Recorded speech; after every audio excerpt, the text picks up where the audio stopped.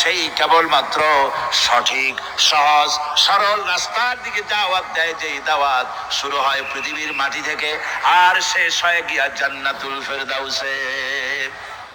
আমার ভাইয়েরা, কোরআন এর পরিচয়ের কথা বলতেছিলাম। আল্লাহ পাক কি কোরআন আমাদের শিখালেন, কোন কোরআন আমাদের শিখিয়েছেন, সেই কোরআনের পরিচিতি আপনাদের সামনে আমি তুলে ধরতেছি। আমি নিজে না, এবার কোরআন তার পরিচয় নিজেই দেবে। কেউ যদি কোরআনের কাছে জিজ্ঞাসা করে, কোরআন তুমি কোথা থেকে নাজিল হয়েছ, কে তোমাকে নাজিল করেছে, এই প্রশ্ন যদি কেউ কোরআনের কাছে করে, কোরআন নিজেই তার জবাব দিতে পারে কিনা? কোরআন নিজেই বলে, তানজিলাম মিম্মান খালাকাল আরদা ওয়াস সামাওয়াতিল উলা। এই কোরআন নাজিল করেছেন তিনি, যিনি ওই সুউচ্চ আকাশ আর জমিনকে যিনি সৃষ্টি করেছেন, সেই আল্লাহ আমারে নাজিল করেছেন। কোরআনের কাছে কেউ যদি প্রশ্ন করে, ও কোরআন এই পৃথিবীতে নাজিল হওয়ার আগে তুমি কোথায় ছিলে, কেউ যদি প্রশ্ন করে, কোরআনে কারীম নিজে নিজের পরিচয় শোনায়, আমি কোথায় ছিলাম শোনো। বাল হুয়া কুরআনুম মাজিদুন ফি লাউহিম মাহফুজ।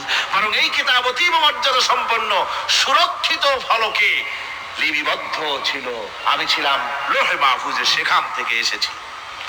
যদি কেউ প্রশ্ন করে, কোরআন কি কোরআন তুমি কার উপরে অবতীর্ণ হয়েছ, জবাব কোরআন নিজেই দেয়, ওয়া আমিনু বিমা নুজিলা আলা মুহাম্মাদ ওয়া হুয়াল হাক্কু মির রাব্বিহিম। ঈমান আনো সেই জিনিসের উপরে যেটা মুহাম্মদ সাল্লাল্লাহু আলাইহি ওয়াসাল্লামের উপর অবতীর্ণ হয়েছে। আবার অন্য আয়াতেও জবাব পাওয়া যায়, তাবারাকাল্লাযী নাযালাল ফুরকানা আলা আবদিহি লিয়াকুনা লিল আলামিন নাযীরা। অতীব বরকতপূর্ণ মহান সত্তা সেই আল্লাহ রাব্বুল আলামিন, যিনি তার বান্দার পরে ফুরকান অবতীর্ণ করেছেন। সুবহানাল্লাহি ওয়া বিহামদিহি। কোরআনের নাম আমি বলেছিলাম শুধু কোরআন নয়, অনেক নাম আছে। কোরআনের আরেক নাম ফুরকান। কোরআনের আরেক নাম কি? আল ফারকু বাইনাল হাক্কি ওয়াল বাতিল। কোরআন হচ্ছে সেই মহাসত্য যা মিথ্যা এবং সত্যের মধ্যে পার্থক্য সূচিত করে, মঙ্গল এবং অমঙ্গলের মধ্যে পার্থক্য সৃষ্টি করে, যা সত্য এবং মিথ্যার মধ্যে তাফরিকা সৃষ্টি করে, সত্যকে মানুষকে বুঝিয়ে দেয়। তার নাম হচ্ছে ফুরকান। এবার যদি প্রশ্ন করা হয়, ও কোরআন বুঝলাম তুমি লৌহে মাহফুজে ছিলে, বুঝলাম তুমি নবীজির উপরে নাজিল হয়েছো, এবার বলো তুমি কোন মাসে নাজিল হয়েছো, তুমি তো আসছিলা প্রথম কোন মাসে নাজিল হয়েছো। এই প্রশ্ন যদি কেউ করে, কোরআন তার জবাবে বলবে, শাহরু রমাদানাল্লাযী উনজিলা ফীহিল কুরআন। রমজানের পবিত্র মাসে আমি অবতীর্ণ হয়েছি। সুবহানাল্লাহ। যদি প্রশ্ন করা হয়, রমজানে তো আসছো, কিন্তু প্রথম নাজিল হয়েছিল কোন সময়, ওটা কি দিন ছিল না রাত ছিল? কোরআন তার জবাবে বলে, ইন্না আনজালনাহু ফি লাইলাতিল কদর। কদরের পবিত্র রাতে আমি এই পৃথিবীতে আমার আগমন করেছিল।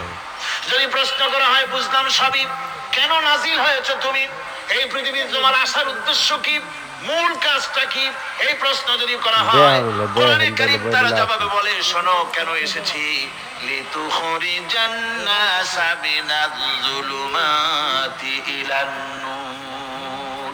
আমার মিশন হচ্ছে গোটা বিশ্ব মানবতাকে পুঞ্জীভূত জমাট বাঁধা অন্ধকারের ভেতর থেকে টেনে বের করে আলোর সন্ধান দিতে, আলোর দিকে আনার জন্য আমি কোরআন নাজিল হয়েছি। গোটা পৃথিবীর মানুষ আছে অন্ধকারের ভিতরে। কিসের মধ্যে? অন্ধকার কি? অন্ধকার হচ্ছে পুঁজিবাদ, অন্ধকার সমাজতন্ত্র, অন্ধকার ধর্ম নিরপেক্ষতাবাদ, অন্ধকার জাতীয়তাবাদ, মানুষের তৈরি করা যত মতবাদ সব কি? সবগুলি কি? অন্ধকার। এই অন্ধকারের ভেতর থেকে মানুষগুলিকে টেনে আনবে কোরআন কিসের দিকে? আলোর দিকে। এবার যদি প্রশ্ন করা হয়, বুঝলাম তুমি অন্ধকার থেকে আলোর দিকে নিয়ে আসবে। আলোর দিকে আসতে পরে ফায়দাটা কি হবে? মূল ফায়দাটা বুঝায় দাও, আসল ফায়দা কি হবে তোমারে যদি মানি। কোরআন তার জবাব দেয়, নিজের পরিচয় নিজে তুলে ধরে, ফামান তাবিআ হুদায়া ফালা খাউফুন আলাইহিম ওয়ালা হুম ইয়াহজানুন। এই কোরআনকে যদি মেনে চলো, এই কোরআনের আইন যদি মানো, সমাজে মানো, ব্যক্তিতে মানো, পরিবারে মানে, রাষ্ট্রে মানো, জীবনের সব ক্ষেত্রে সমস্ত জায়গায় যদি এই কোরআনকে মেনে চলো, ফালা খাউফুন আলাইহিম, তাহলে তোমাদের কোনো ভয় থাকবে না, ওয়ালা হুম ইয়াহজানুন, কোনো চিন্তাও থাকবে না। কিসের ভয় থাকবে না? কোরআনের আইন মেনে যদি চলো সমাজে ও রাষ্ট্রে, চুরির ভয়, ডাকাতির ভয়, সেনার ভয়, হত্যার ভয়, সন্ত্রাসের ভয়, কোনো ভয় থাকবে না।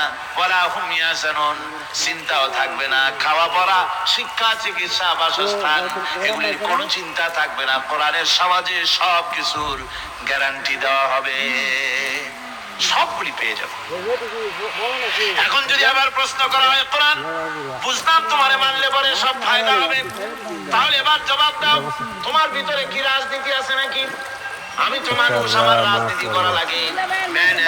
Man is social animal. আমরা তো জঙ্গলের পশু নই, আমরা তো মানুষ। আমাদের সমাজ আছে, আমাদের পৌর নির্বাচন আছে, আমাদের জাতীয় নির্বাচন আছে, আমাদের কলকারখানা আছে, জমিন আছে, আমাদের রাজনীতি, অর্থনীতি, সমাজনীতি আছে, পারিবারিক নীতি আছে, অনেক নিয়ম মালা আছে, নিয়ম নীতি আছে। তোমার মানলে তোমার ভিতরে কি ওগুলো আছে নাকি সে কথা বলো। কোরআন তার জবাবে বলে, وَنَزَّلْنَا عَلَيْكَ الْكِتَابَ تِبْيَانًا لِكُلِّ شَيْءٍ وَهُدًى وَرَحْمَةً وَبُشْرَى لِلْمُسْلِمِينَ।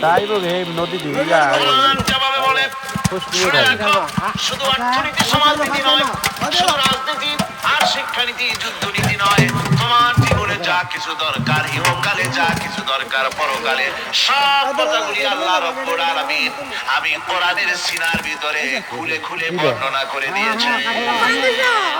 সব এই কোরআনে কারীমের ভিতরে রয়েছে। তোমার এমন কোন জিনিস নাই যা তুমি কোরআনে কারীমের মধ্যে পাবে না। তোমার সমস্ত প্রয়োজন আমার মুখের মধ্যে আল্লাহ দিয়ে দিয়েছেন। বিজ্ঞান আছে, দর্শন আছে, ইতিহাস আছে, সব আছে এর মধ্যে।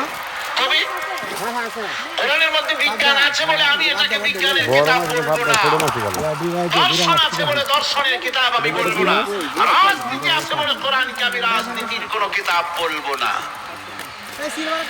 কোরআন তাহলে কি? কোরআন হচ্ছে অর্থনীতি, সমাজনীতি, রাজনীতি, পারিবারিক নীতি, মানুষের জীবনের যা কিছু প্রয়োজন, সমস্ত নীতি মালার নীতি গ্রন্থের নাম হচ্ছে কোরআনে কারীম। সমস্ত নীতিমালার নীতি গ্রন্থ এখানে রয়েছে, সব কিছু উচ্চ, যেটা গ্রহণ করলে পরে মানুষ আরামে থাকতে পারবে। অমুসলিম নাগরিক বৃন্দ তাদের নাগরিক মর্যাদা পাবে। মুসলমান, কৃষক, নারী, চিকিৎসা, কৃষিবিদ, সাধারণ মানুষ, রং, বর্ণ, ভাষা নির্বিশেষে গোটা মানব সভ্যতা আরামে বাস করতে পারবে। পশু পাখিও আরামে থাকবে, গাছপালাও আরামে থাকবে। যেহেতু নির্দেশ হয়েছে বিনা প্রয়োজনে গাছের পাতাটিও ছিল না। ইসলামের সমাজ যদি চালু হয়, গাছেরাও আরাম পাবে, পাহাড়ও আরাম পাবে। চট্টগ্রামের লোকেরা যেভাবে পাহাড় কাটা আরম্ভ করেছে, এটা বড় দুঃখজনক। জুমলায় মুতারাজা একটা বলে দিলাম, অপ্রাসঙ্গিক হলেও জরুরি কথা। আপনারা পাহাড় কাটতেছেন না, আপনাদের নিজেদের পায়ে নিজেরা কুড়াল মারতেছেন। খবরদার পাহাড় কাটবেন না। আল্লাহ প্রকৃতির ভারসাম্য আপনারা নষ্ট করছেন বলে ওজোন স্তরে ফাটল ধরেছে। তা রিপেয়ার করার জন্য আজকে বিশ্বের সব বিজ্ঞানীরা হতাশ হয়ে গিয়েছে, পাগল হয়ে গেছে। কেমনে এই ওজোন স্তরের ফাটলকে রিপেয়ার করব? ওজোন স্তরটা কি? ওজোন স্তর হচ্ছে সুবহানাল্লাহ, আল্লাহর যে কত দয়া। সূর্য, সেই সূর্যের রয়েছে আলট্রা ভায়োলেট রে, যাকে বাংলায় বলা হয় অতি বেগুনি রশ্মি।